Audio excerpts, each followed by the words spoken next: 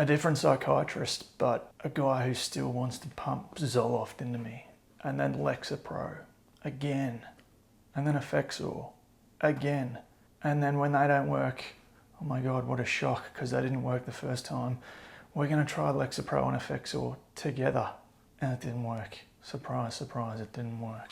The frustration towards the psychiatrist is building. The frustration towards myself building. Just lying on mum and dad's couch 10 weeks at a time for each different medication, knowing that there's not going to be any difference. I go back to the GP and I say, help me. She sends me for a pharmacokinetics test,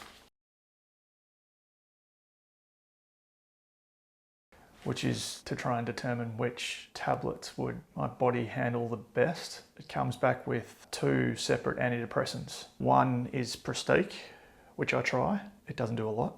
And the other is Cymbalta, which puts me to sleep for 16 hours every night.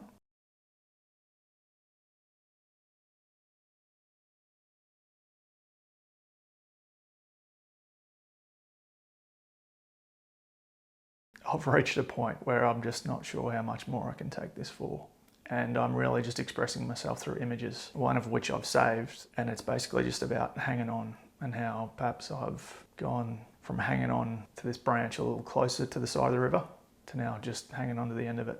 I think Mum recognised that I was getting towards giving up. She'd spent quite a bit of time on Google trying to find a solution. She sat me down and said, I want you to go and see this person. He's not a psychiatrist, he's something completely different. But when I read those words, chronic fatigue syndrome physician, I guess the first thought I had was, finally, on someone who'll listen to me. It's not the depression causing the fatigue, it's the fatigue causing the depression.